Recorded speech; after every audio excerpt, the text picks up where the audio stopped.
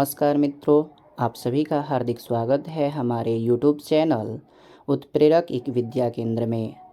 आज हम सभी हिंदी के तीसरा पाठ जिसका नाम है भारत से हम क्या सीखें इसी को पढ़ने वाले हैं। ये बहुत ही महत्वपूर्ण चैप्टर है, भारत से हम क्या सीखें। इसके लेखक का नाम याद रखेंगे। इसके लेखक का नाम, इस पाठ के लेखक का नाम फ्रेडरिक मैक्समूलर है। फ्रेडरिक मैक्समूलर का जन्म 6 सितंबर 1823 को जर्मनी में हुआ था। फ्रेडरिक मैक्समूलर का जन्म 6 सितंबर 1823 को जर्मनी में हुआ था। ये जर्मनी में पैदा हुए थे। इनके पिताजी का नाम विल्हेल्म मूलर हुआ करता था। मैक्समूलर जब 4 वर्ष के थे तो इनके पिता का निधन हो गया और मैक्समूलर ने हितोपदेश मेघदूत का हिंदी से जर्मन भाषा में अनुवाद किया था। हितोपदेश नारायण पंडित और मेघदूत जो है कालिदास की रचना, ये संस्कृत में हुआ करती, हिंदी में हुआ करती थी, जिसका जर्मनी भाषा में इन्होंने अनुवाद किया था। आगे कही जा रही है, इनका निधन जो है 28 अक्टूबर सन 1900 ईस्वी को हो गया था। 1900 ईस्वी को निधन हो गया। इनके भाषण के अनुवादक डॉक्टर भवानी शंकर त्रिवेदी हैं। इन्होंने तो अपना भाषण इंग्लिश में दिया था, जिसे डॉक्टर भवानी शंकर त्रिवेदी ने अनुवाद किया है। भाषण की प्रमुख बात यह है कि इस भाषण में मैक्समूलर ने भारत के बारे में बताते हुए हर पहलू से भारत को सबसे अच्छा देश बताया है। भारत को अच्छा देश बताया है। मैक्समूलर के अनुसार भारत का दर्शन गाँव में होता है। अगली बात यह है कि मैक्समूलर को स्वामी विवेकानंद ने वेदांतियों का वेदांती कहा है। वेदांतियों का वेदांती मैक्समूलर को स्वामी विवेकानंद ने कहा है। रानी विक्टोरिया ने मैक्समूलर को नाइट की उपाधि दी थी, लेकिन मैक्समूलर ने इसे अस्वीकार कर दिया था। तो ये इसके महत्वपूर्ण कुछ बातें रही। और महत्वपूर्ण बात याद रखिएगा, मैक्समूलर ने भारत को सर्वाधिक संपदा एवं सौंदर्य से परिपूर्ण देश कहा था। सर्वाधिक संपदा और सौंदर्य से परिपूर्ण देश कौन है? तो वो भारत है। इसके क्वेश्चन आंसरों को जानते हैं। तो पाठ का पहला प्रश्न है, समस्त भूमंडल पर सर्वविध सभी संपदाओं और प्राकृतिक सौंदर्य से परिपूर्ण देश भारत है। लेखक ने ऐसा क्यों कहा है या क्यों कहा?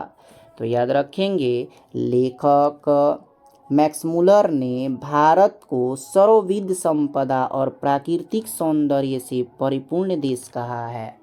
हर तरह की प्राकृतिक सुंदरता है, जंगल, झाड़ियाँ, नदी, तालाब, झरने इत्यादि सब कुछ है।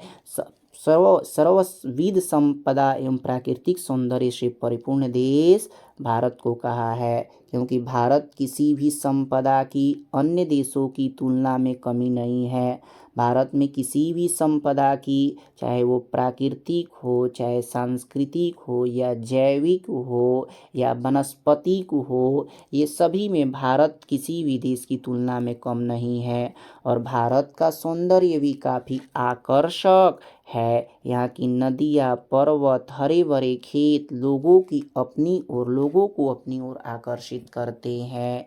इसीलिए लेखक ने कहा है, समस्त भूमंडल में सर्वविध संपदा और प्राकृतिक सौंदर्य से परिपूर्ण देश भारत है।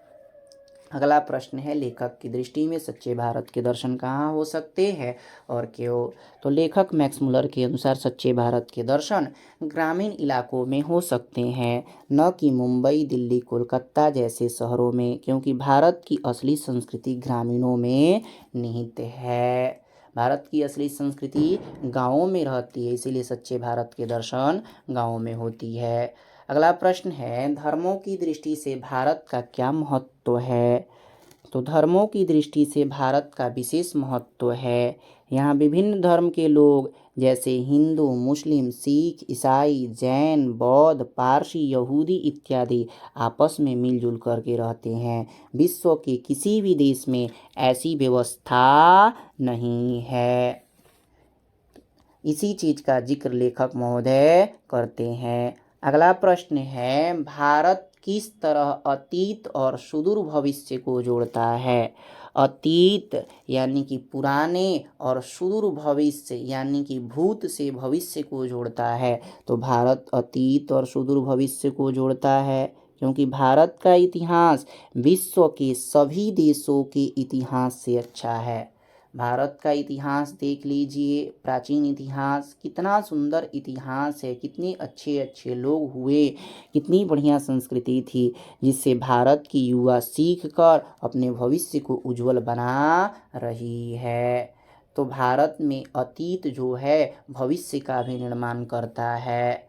अगला प्रश्न है, लेखक वास्तविक इतिहास किसे मानते हैं, किसे मानता है और क्यों।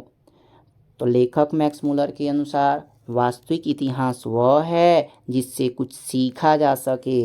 लेखक भारत के इतिहास को वास्तविक इतिहास बताते हैं, क्योंकि यहाँ इतिहास में बहुत अच्छा सीखने को है। इस तरह से ये हम लोगों का तीसरा चैप्टर भारत से हम क्या सीखे के सभी महत्वपूर्ण तथ्य खत्म होते हैं।